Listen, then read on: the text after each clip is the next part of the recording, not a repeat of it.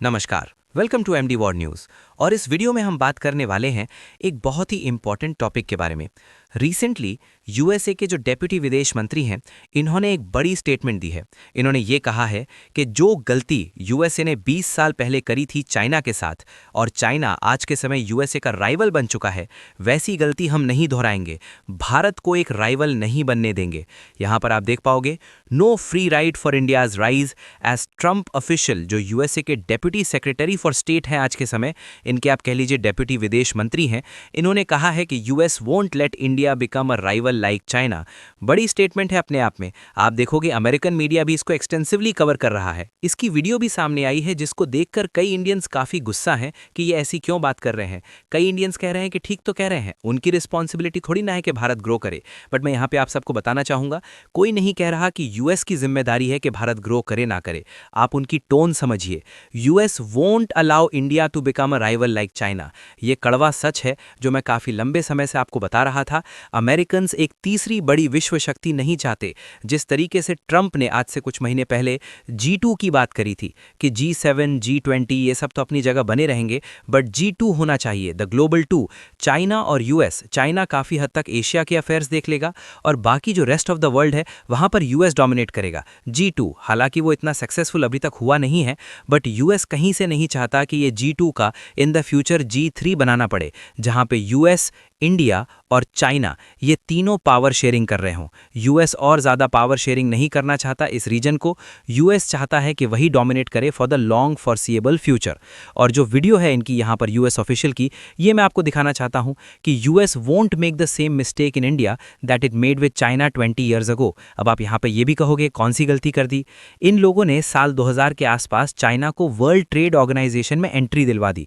उसकी वजह से चाइना वर्ल्ड ट्रेड में और इन्वॉल्व हो गया और चाइना की जो जीडीपी ग्रोथ रेट है ये रिकॉर्ड तोड़ स्पीड से आगे बढ़ी। 10% के आसपास इन्होंने ग्रो किया। और आज के समय जैसे आप लोग जानते हैं, नॉमिनल जीडीपी के मामले में चाइना बहुत तेजी से कैचअप कर रहा है यूएसए के साथ। और आने वाले परहैप्स 1 दशक या फिर 1.5 दशक में चाइना यूएसए को ओवरटेक भी कर सकता है। भारत अभी बहुत पीछे है, अभी भारत को काफी टाइम लगेगा कैचअप करने में। पहले हम बनेंगे 5 ट्रिलियन, फिर 10 ट्रिलियन डॉलर की इकोनॉमी। बहुत पीछे हैं हम लोग अभी। बट आप अमेरिकन की सोच देखिए, ये अभी से ही प्लानिंग कर रहे हैं कि इस 4.5 ट्रिलियन डॉलर की इकोनॉमी जो 5 ट्रिलियन की होने वाली है इन द फ्यूचर, इसे हमारे आसपास पहुंचने नहीं देना। इंडिया को हम एक राइवल बनता हुआ नहीं देखना चाहते। ये चाहते हैं भारत जर्मनी के आसपास रहे, कि 5 ट्रिलियन डॉलर की इकोनॉमी के आसपास इनका यहाँ पे साइज रहे। हालांकि अगर हम बात करें GDP in PPP terms, purchasing power parity के हिसाब से अगर हम बात करें, तो चाइना ऑलरेडी यूएसए को बीट कर चुका है। और भारत की जो आप अगर पीपीपी के हिसाब से देखें जीडीपी, तो ये 20 ट्रिलियन डॉलर के आसपास आपको दिखेगी। यहाँ पे भारत और यूएसए का जो गैप है ये काफी कम हो जाता है। और इसलिए अब यूएस की गवर्नमेंट ये बात खुलकर कह रही है, जो बात पहले दबे शब्दों में कही जाती थी, कि यूएस एक तीसरी विश्व शक्ति नहीं चाहता। ये लोग भारत को वो अपॉर्चुनिटीज नहीं लेने देंगे जो एक बार को चाइना को मिली थी। एक बार को आप कह सकते हैं तो इसमें गलती हमारी है, पहले हमें रिफॉर्म्स करने चाहिए थे, हम सोते रहे। चाइना 20 साल पहले उन्होंने अपनी मैन्युफैक्चरिंग को काफी बूस्ट दिया, वो लोग आगे निकल गए। हाँ, ये बात काफी हद तक ठीक है, बट आपको यूएस की पोजीशन देखनी होगी कि ये किसी भी कीमत पे अपनी पावर शेयरिंग ग्लोबल लेवल पर एक तीसरे बड़े महाशक्ति के साथ नहीं करना चाहते। ये जो क्लिप है ये आप देख सकते हैं। India should understand we are not make the same mistakes India we made with China 20 years ago. We are very much excited on focusing with India on the economic and commercial opportunities and so. But again, India should understand that we are not going to make the same mistakes with India that we made with China 20 years ago. In terms saying, oh, we are going to let you, commercialize as well. We are people now. यहाँ पे आपने देखा इन्होंने कहा है कि हम ये ध्यान रखेंगे कि जो चाइना के साथ हुआ है भारत के साथ ना हो जाए, कि चाइना ने ये सारी जो मार्केट्स हैं डेवलप कर ली हैं अपने देश में, और उसके बाद अब ये कम्पीट कर रहे हैं, एक्चुअली बीट कर रहे हैं यूएसए को। चाहे काफ़ी जगह चिप मैन्युफैक्चरिंग हो, इलेक्ट्रॉनिक्स की मैन्युफैक्चरिंग हो, ऐप्स में आप देख लीजिए जिस तरीके से चाइना की ऐप्स डेवलप की जा रही हैं, अब काफ़ी जगह यूएस कंपनीज कॉपी कर रही हैं चाइना के ऐप्स के आइडियाज़ को। तो ये यहाँ पर कह रही है कि जिस तरीके से अब चाइना ने बीट करना स्टार्ट कर दिया है यूएस को कई मैट्रिक्स में, ये नहीं चाहते कि इन द फ्यूचर फ्यूचर ऐसा भारत के साथ भी हो, क्योंकि इन दी एंड देखिए हमारे पास आबादी बहुत बड़ी है। इंडियंस जो काम आज के समय यूरोप में कर रहे हैं, यूएस में कर रहे हैं, कई जो वेस्ट की कंपनीज हैं इनको लीड कर रहे हैं, वही टैलेंट तो यहाँ से निकलता है। अगर हम यहाँ पे अपने बेसिक सही कर लें, लिविंग कंडीशंस और ज़्यादा इंप्रूव करें, क्लीनलीनेस पर फोकस करें, रूल ऑफ लॉ और ज़्यादा इंप्रूव करें, और साथ ही साथ हमारे यहाँ सैलरीज इंप्रूव होती रहें, तो कौन भारत के बाहर जाके काम करना चाहेगा? No one would want that. कौन जाके वहाँ पे रेसिज्म फेस करे, नई जगह पे अपनी ज़िंदगी फिर से रीस्टार्ट करे? लोग ऑब्वियसली अपने देश में ही रहना चाहेंगे। सो इंडिया के पास देखिए पोटेंशियल बहुत ज़्यादा है। परहैप्स कुछ केसेस में मैं कहूँगा कि चाइना से भी ज़्यादा पोटेंशियल है, क्योंकि चाइना फंडामेंटली एक कम्युनिस्ट वन पार्टी कंट्री है।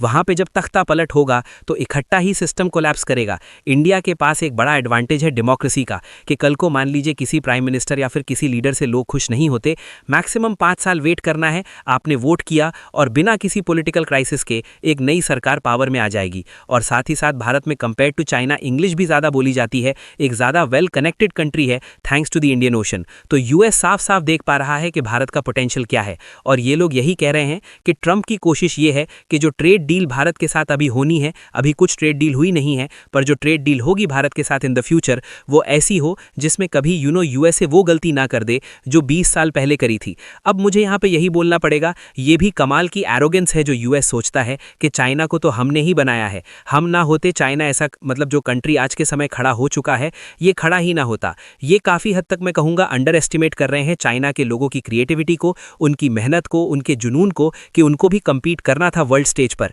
बिल्कुल उनको अपॉर्चुनिटी दी गई, बट बाकी कंट्रीज़ को भी अपॉर्चुनिटीज़ दी गई है इन द पास्ट, वो लोग चाइना नहीं बने। और इंटरेस्टिंग बात देखिए, जब यूएस के यहाँ पे डेप्यूटी विदेश मंत्री ने ये स्टेटमेंट दी, इस पर एक रिएक्शन देती है चाइना की स्पोक्समैन इन इंडिया। चाइना की जो एम्बेसी है भारत में, वहाँ पे जो इनकी स्पोक्समैन है, इन्होंने यहाँ पर ये बात लिखी, enemy of USA is risky. अगर आप यूएसए के एनिमी है, बहुत बड़ा रिस्क आप उठा रहे हैं।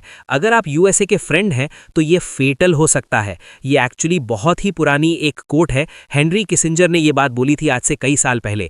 It may be dangerous to be America's enemy, but to be America's friend it's fatal. अब यहाँ पे आप कहोगे फिर ये जो यूरोपियन कंट्रीज़ है, कनाडा है, उन सब का क्या? देखिए आपने रिसेंटली देखा कि जिस तरीके से जो टैरिफ उन पे लगा दिए गए, और अब जो यूएस उनको झटका दे रहा है कि ग्रीनलैंड कब्जा लेंगे, ये कर लेंगे वगैरह, बहुत सारी बातें बोली जा रही हैं, वो भी अपने आप में काफ़ी शॉकिंग है, क्योंकि वो एक बार को डिपेंडेंट इतने ज़्यादा हो गए थे अब यूएसए पर। अब सडनली यूएस अपनी तरफ से जो इनका अपनी जो प्रेजेंस है, अपनी जो सपोर्ट है, इसको वापस पुल कर रहा है। नाउ आज के समय आप अगर देखो, फ्रांस बाकी यूरोपियन देशों को कह रहा है कि हम आपको प्रोटेक्ट करेंगे, हम अपनी न्यूक्लियर अम्ब्रेला आपको देंगे, इवन इफ यूएस अपनी मिलिट्री प्रेजेंस यहाँ पे कम भी कर देता है। तो चाइना ऑब्वियसली जो ये सारी स्टेटमेंट्स दी जा रही हैं यूएस ऑफिशियल्स द्वारा, इनको काफ़ी इंजॉय कर रहा है। इनके लिए फ्री में आप कह लीजिए इनका पीआर हो रहा है, जो इनका नैरेटिव है ये फ्री में ही यूएस के ऑफिशियल चला रहे हैं अपनी स्टेटमेंट से। और यहाँ पे आप समझ पाओगे कि डिप्लोमेसी कितनी इंपॉर्टेंट होती है। जो डिप्लोमेटिक ऑफिशियल्स होते हैं, जिनको नाप तोल के बोलना आता है, वो कभी भी इस टाइप की स्टेटमेंट नहीं देते जो यहाँ पे यूएस के ऑफिशियल ने दी है। बट एटलीस्ट मैं यहाँ पे ये कहूँगा कि फाइनली ये यहाँ पे ऑनेस्टी से जो इनके दिमाग में है, ये दुनिया को बता रहे हैं। ये हमारे लिए काफ़ी अच्छा है, बट ऑब्वियसली इससे यूएस डिप्लोमेसी हर्ट होती है। सो फाइनली यहाँ पे आप लोगों से मैं क्वेश्चन पूछूंगा कि आपका यहाँ पर क्या विचार है यूएस के स्टांस को लेकर। शेयर करिएगा अपने थॉट्स कमेंट सेक्शन में। I would love to know what you guys think. और फाइनली यहाँ पे आप लोगों से मैं सवाल पूछूंगा, स्टेल्थ मिसाइल ये आज के समय काफ़ी न्यूज़ में है। ये मिसाइल भारत परचेस करेगा इन द फ्यूचर। आपको बताना है कि ये मिसाइल किस देश ने डेवलप की है।